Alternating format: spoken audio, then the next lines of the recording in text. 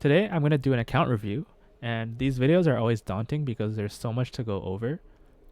And I want to get this out before the anniversary reset because as an F2P player, a lot of people want you to sort of prove it, and the best way to prove it is to show that you don't have any top-ups and that you have no supply pass and you haven't purchased anything from this shop. I also do not have the paid battle pass track, and I have never purchased this, so I don't have any of the paid Lycones. I also know that there's been a reset in a previous year, and there's no way to prove that, but anyone who has been watching me for a while knows that I've been F2P in both Genshin and HSR the entire time I've played. Gacha games are by design predatory, and once you start spending money, it's really hard to stop.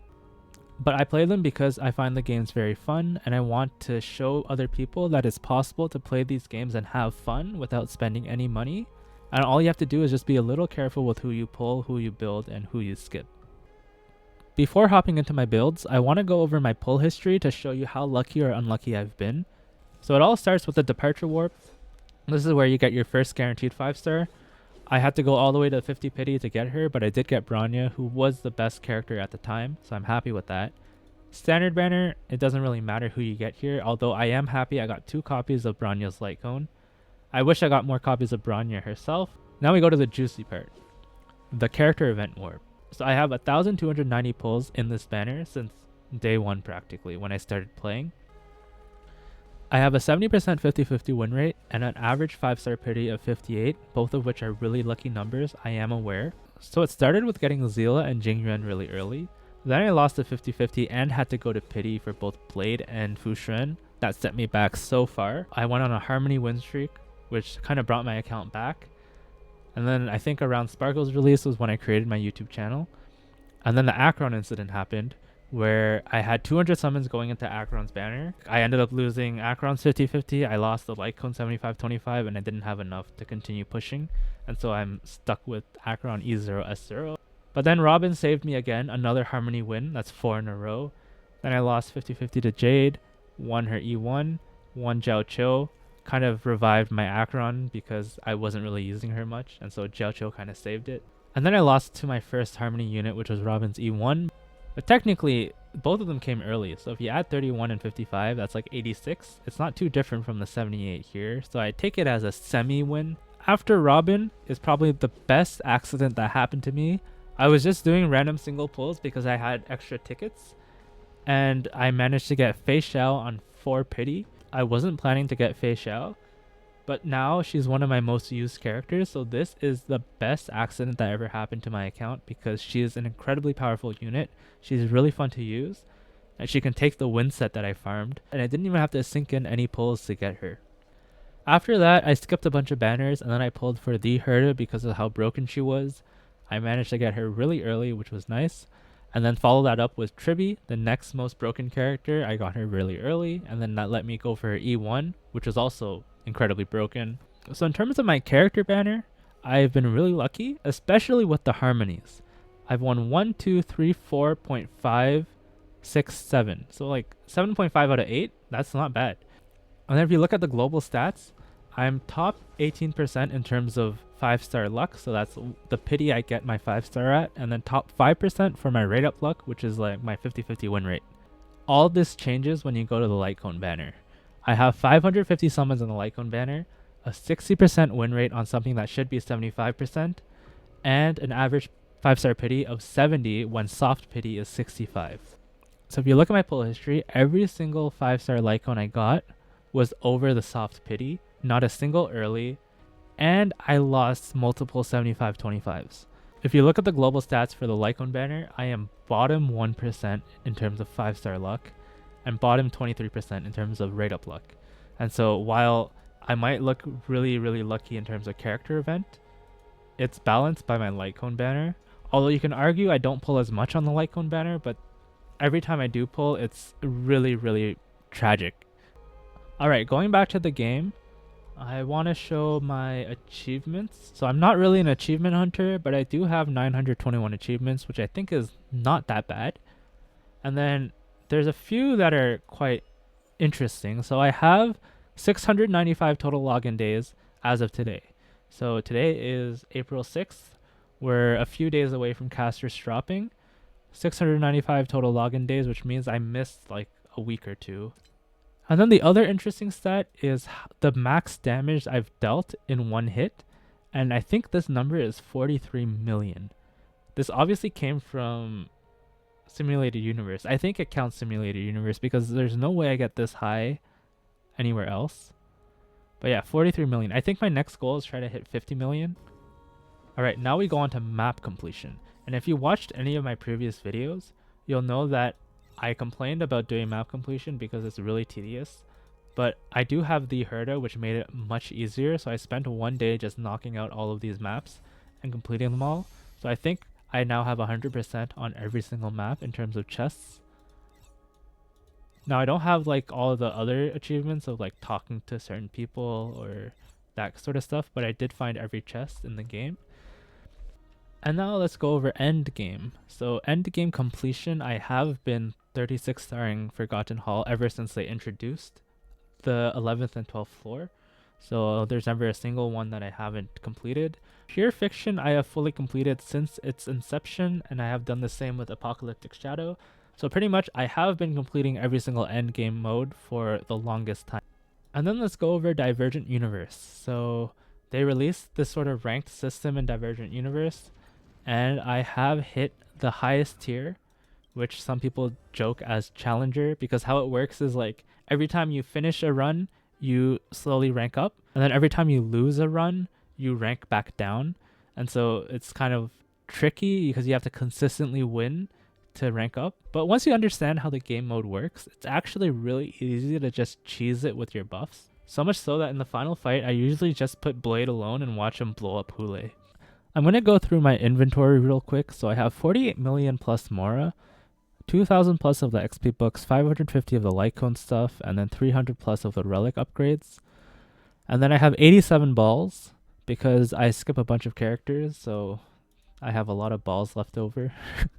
These are the 5-star Lycones that I have. This includes Lycones from the Herda shop, like On the Fall of an Aeon, as well as standard banner Lycones that I don't really use, like Something Irreplaceable. And then the 4-star Lycones that I have them ordered by name, I think. So you'll see that some of them are level 1 and some of them are level 80. There's some Lycones that I have so many copies of, like Post-Op Conversation. I literally have 15 copies and I don't use any of them anymore. But it was clutch at the beginning of the game because of the energy regen. And then there's Lycones like Dance Dance Dance that are super strong, and I only really have 5 copies of it. And now we can talk about our character builds. So Blade is my main, and I have multiple builds for him. I'm not going to go over every single build, but I do have his Lycone. He's at E0, and his traces are fully maxed. Now this is my top ranking build on Zealand, but I don't actually use this build in actual practice. It's just too slow. But if you want to see, everything is decently rolled. This is like 30 CV. This is like 35 CV. This one looks not so great, but if you notice that my blade has 100% crit rate, I actually do not care about any extra crit rate on this piece, and so all of it rolling into HP is actually even better for me. And then this is my 40 CV piece, and then I have a Rudolent Arena set that's really strong. So this one has 2 speed and 28 crit damage, and then 11.9, 11.6. But I also have an Inert Salsado one, so if I switch to this one here, this is pretty much the same stats, but on Inert Salsado. And so I actually have 2 sets that have pretty much the same stats, which is pretty cool. Now I mentioned that this build is my highest ranking build, but I don't actually use this build often. And so what I do is I usually use this piece here to give a bit more speed, and this way I can use Blade with Jade and Grania and have him running at hyper speed when all their speed buffs are added onto him. I would run a speed boot if I wanted to run him solely with Branya. And then if I wanted to run him solely with Jade and no Branya, I would run him on the wind set. So I have this piece here, which is a 5 roll piece. I also have this piece here, which has an HP roll and 4 crit rate rolls. Then I have this piece here, which isn't the greatest, but it's like the only one I have. And then I have an HP boot or a speed boot. I usually run the speed boot because if I'm running him without an action advancer, I want him to be as fast as possible. And because I'm running Blade with Jade and no action advancer, I would switch to Inert Salsado over Rudolent Arena. because the ratio of follow-up attacks to basic attacks is higher in a Jade only team compared to a Bronya team. So that's a lot of talk about Blade, which makes sense because I am a Blade main. But let's go over the other characters I use a lot. Jade is kind of my second main, and I use her with a lot of teams, such as with Blade, the Herda, and Fei Xiao. Those are like the 3 common DPS units I pair with Jade. Jade is kind of like a sub DPS. You can make her a main DPS, but she functions best, in my opinion, as a sub DPS. And as you can see, I have her at very close to 100% crit rate. Now I have her S1, so I have her signature light cone. I pulled it because I didn't have any other Year Edition light cones at the time. And then I also have her E1 because I want to have her work with characters that are single target. And then I have her on 4-piece Quantum that works pretty well with her light cone that has defense down. And then I also have Inert Salsado, which I am in the process of changing to Duran because this is technically a stronger set.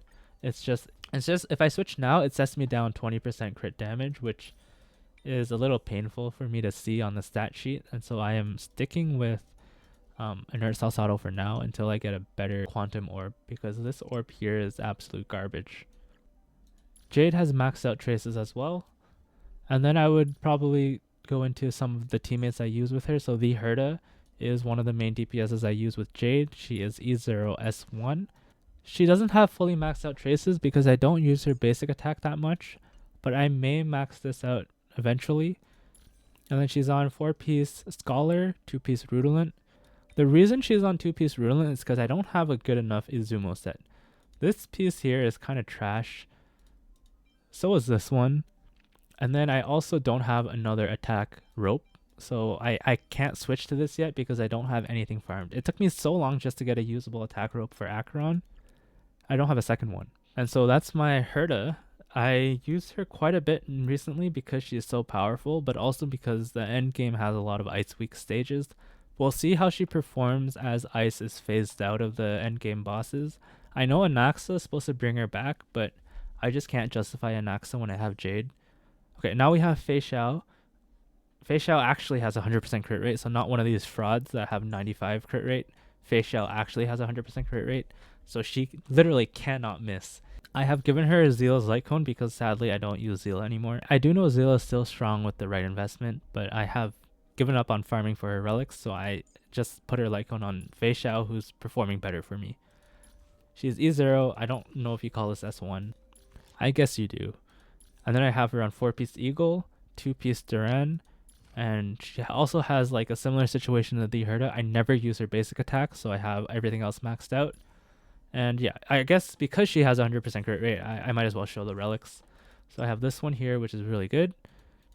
I have this piece here, which is also really good. This piece is decent. This piece is decent. And then these are also decent. Like, none of these pieces are brilliant. And I think it's being carried by the 18% crit rate you get from Zeal's Light Cone.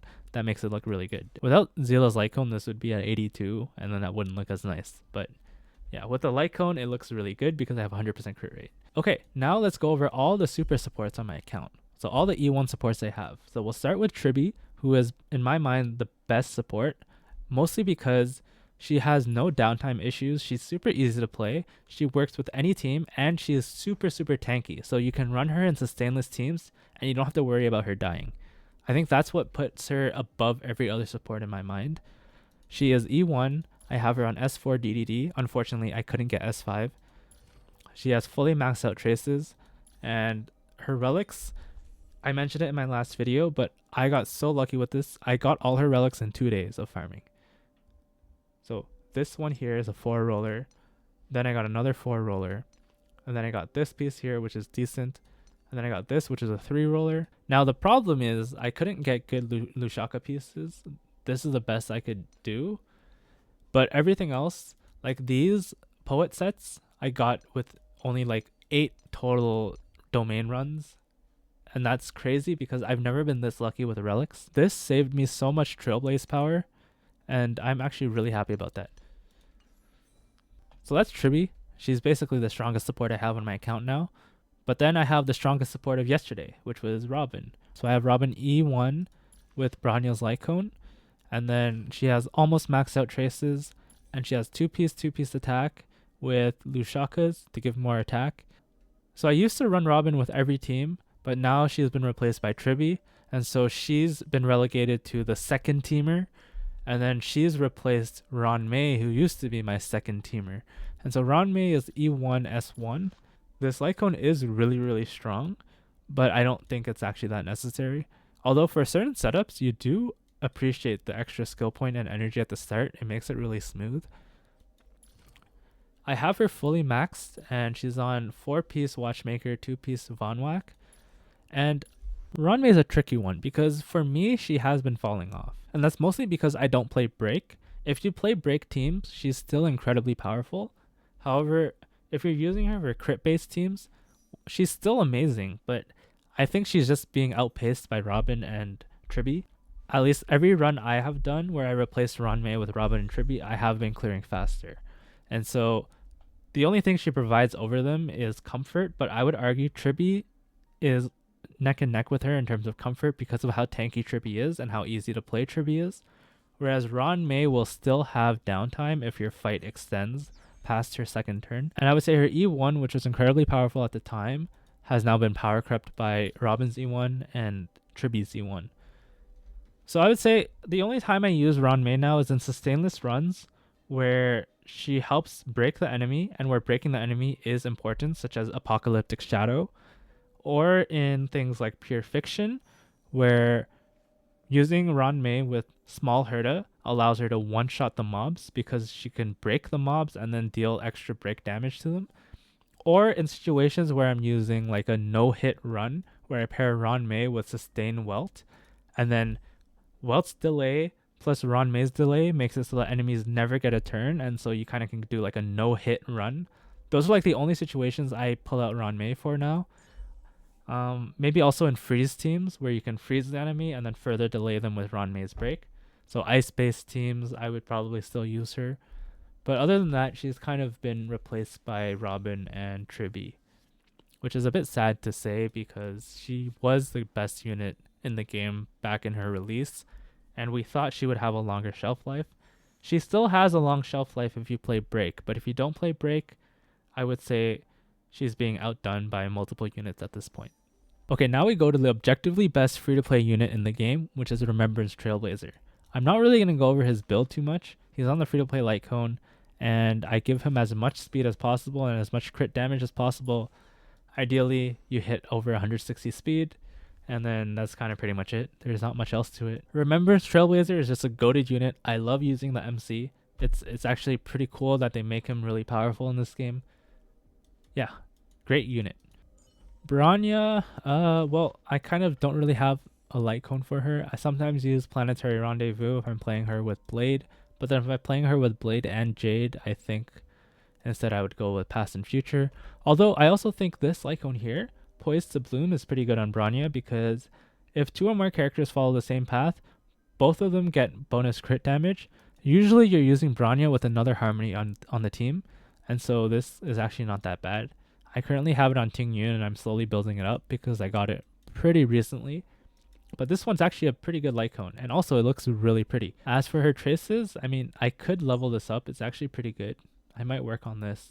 Relics, I think the only stats you care about are speed and crit damage, sort of like Remembrance Trailblazer, and then just tanky stats afterwards. You could go energy on the rope. It doesn't matter too much to me. If you're running Dance Dance Dance, maybe energy is the play, but if you're running anything else, it doesn't really matter. And then for speed breakpoints, if you're going slow Bronya, you go 134.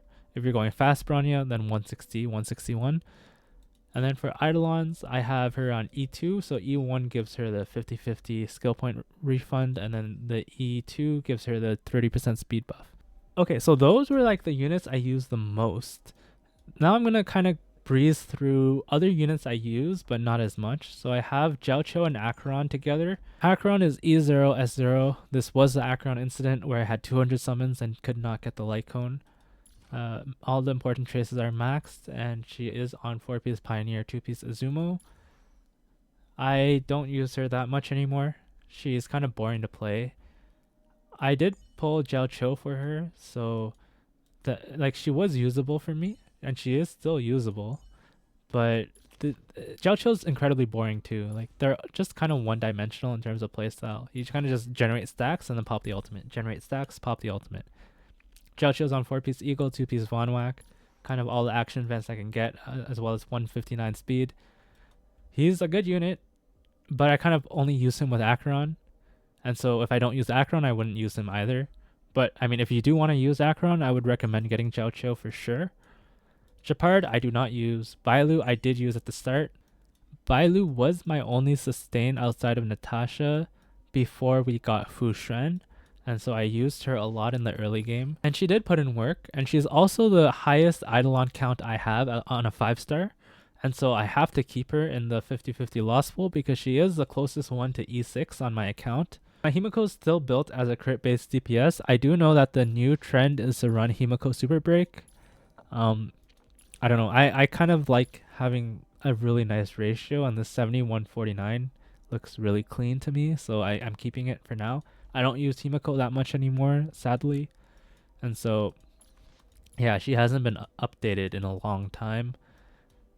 Jingyuan, I also haven't used in a long time, but I think his build is actually not that bad. 3.5k attack, 71-57. Genius Repose. I was gonna max him out, but then I kind of stopped using him and I couldn't justify putting any more Trailblaze power into building him up. But I do have decent pieces on him. So 4 roll, 3 roll with an attack roll. This one sucks. And then this one's not that good either. Do I have a better one? Honestly, they're kind of similar. What if I give him the speed? I don't know. I don't know. If I have Sunday, I would do this, and then I would give him this set here. Oh, wait. This would put him 2 speed under 134. Oh, okay. I might continue working on him a little bit to try to get this to 135. Sparkle. Sparkle's an interesting one because my YouTube channel started with Sparkle. Sparkle unlocked the Unlimited Bladeworks team comp, which was Blade, Bronya, Sparkle, and then either Ron May or Sustain. And how it worked was you just kept bringing Blade back, and it was like infinite Blade turns, and it was really, really fun. And I did my first Blade 0 cycle with this Sparkle team comp, and I posted a few videos on it, and it kind of blew my channel up.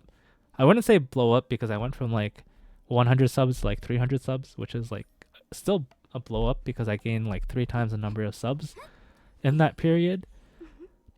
And I have been hearing talk about her falling off now, but she served me really well because my channel blew up because of her existence. And so I'll always have a soft spot for her. I did finally manage to get her to 180 speed, which with Dance Dance Dance would let you do like the 400 speed Blade shenanigans, and I released a video on that, which also kind of blew up. And so I'm kind of overall happy with Sparkle. I'm glad I got Sparkle. I'm glad Sparkle allowed for some really fun team comps back in the day. The only thing I'm sad about is Sunday came out and kind of pretty much replaced Sparkle in every single team. There are still some teams where Sparkle is sort of preferred, but the fact that Sunday just one-ups Sparkle in almost every aspect sort of sucks. Even RMC, the free unit, replaces her in a lot of instances, so yeah, she's had it pretty rough. Like if I go back in time with the knowledge I have now, I would still pull her, but I probably wouldn't invest as much time and energy to get her up to 180 speed because I spent months getting this to 180 speed, like literally 2 to 3 months just nonstop farming the speed domain, which is irrelevant now, to get her to 180 speed. And it didn't really do anything for me because she already fell off by that time. Fu Shen is also really, really good. She was the first limited sustain I pulled and the only limited sustain I pulled. Kind of because I got Fu Shen, I didn't feel the urge to pull anyone else. I guess until they make healers absolutely necessary, hint, hint, nudge, nudge, I might continue just using her. But they've been introducing bosses that made it really hard to sustain with Fu Shen, which sucks. So if you're new to the game, I don't think I'd recommend her as much. She's still really good, and there are certain things you can do to make her less one-shot prone, such as a texture of memories, her to light cone, maxing out your traces. This ult doesn't matter. I did that for the damage and the memes, but her damage kind of sucks. And then giving her like HP, a lot of HP, And then I would say even a speed boot doesn't matter too much unless you're facing a bunch of stuns and you want her to refresh the E as much as possible. Otherwise, just give her like another HP boot. Get her as close to 10k HP as possible. Get her to like 1.5 to 2k defense and she'll be pretty much unkillable. And then we have Zila. She's the very first 5-star I got on my account. I now have her relegated to swordplay, but I do technically have her light cone. And then she has fully maxed traces. She is E0. And then she's on 4-piece quantum, 2-piece rutilant. But she can't really one-shot anything at my current level of investment, so I kind of gave up on her. Doctor ratio I was never really a fan of. Welt I only really play as a sustain Welt on an Acheron team. Gallagher obviously is an incredibly powerful 4-star, especially with quid pro quo because he takes many turns, so he can help funnel energy to someone who is energy hungry like Robin. Gallagher is really crazy because he provides a lot of skill points. He takes a lot of turns, so with quid pro quo refunds a lot of energy. What else does he do? He provides a debuff. He has incredibly high effect res, so he never gets stunned. So you're always guaranteed to have Gallagher be there to save your team. And he's a 4-star unit, cheap to build. You can see my traces are like not even fully leveled. And then we have the two Nihility teammates that I use for Acheron. I use Pello much more than Guinaifen. I used Guinaifen before I got Jiao Cho, but ever since getting Jiao Cho, I have stopped using Guinaifen because Jiao Cho is basically a 5-star version of Guinaifen. Pella, on the other hand, is still incredibly powerful because she's a source of incredible defense down. 4-piece Eagle on 159 speed, similar to Jiao Cho. She's on Pearls of Sweat, so her basic attacks can also inflict debuffs. Not much else to say about her. Asta, I have her on 161 speed. I don't use her much. I used her before at the start of the game. A pretty decent general support, but kind of fallen off. Replace pretty much by Robin. If you have Robin, Asta isn't that useful. Ting Yun, I don't use her that much anymore. I did in the past. She is 182 speed and 2.3k attack.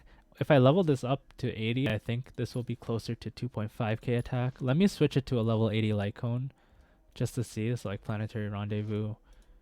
Yeah, then it would be close to 2.5k attack. Small Herta is used mostly in Pure Fiction, sometimes with Big Herta on Ice Week stages. Serval I recently built up with Passkey, but I haven't used her yet. I do have her on 4-piece Eagle at 163 speed, but I have yet to actually test her out.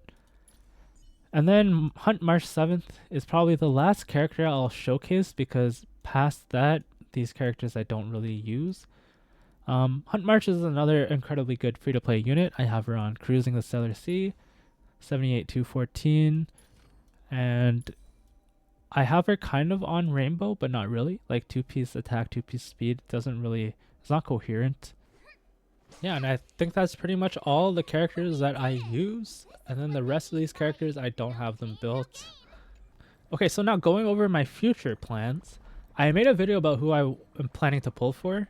In summary, I am currently looking to pull for Finon because I don't have a physical character. If you notice the characters I went over, not a single one of them were physical DPS. The only physical character I've built is Robin, who's a support. And then I also want to pull for Ceridra because she's touted to be Harmony, and every Harmony character so far has been a pretty good pull for my account. Both in terms of like meta and in terms of like I just win the 50-50 on Harmony units. And so I can't go wrong with Harmony. After that, I think March 7th is getting a 5-star version and I'm very tempted to pull for that. I really like March. And then after that, it's probably Styrene. So that's kind of my future plans, which means I'm skipping a lot of the next few banners like Castris, Anaxa, and so on. At most, I might do like a cheeky 10 pull here and there to see if I can get something early, sort of like the Fei Xiao scenario. Like I got Fei Xiao in 4 pulls. If I can get a Castris in like 2 pulls, then I'll take it. But I won't actively like go for them. And right now I have 26,000 Stellar Jades. And in terms of pity, my standard banner pity, I think I'm around 10. No. Damn, 20? 21 pity. And on the Lycone banner, I know I'm at 63 because I was pulling for Dance Dance Dance and I hard stopped at 63. So I'm literally like 1 or 2 pulls away from a light cone. I'm gonna save it for a light cone I really need. It might be Hyacine's light cone because apparently that thing can drain your HP, but who knows? Who knows? That's kind of into leakers territory. So that's kind of my account review at this stage in the game. 2 years into the game, 695 days played, and I might do an update the following year. As a free-to-play player, I managed to get quite a lot of 5-star characters. Definitely more than enough to build 3 or 4 competent teams. And so I think one of my next videos is I'm going to try to do MOC 11 and 12 without repeating any unit. And that's like a challenge in itself as a free-to-play player because you don't have access to that many units. And it will kind of show the state of my account at the moment. If I can actually pull off 4 viable endgame teams, that's actually pretty good. So yeah, that's my next challenge. Yeah, look forward to that video. Thanks for watching. See ya.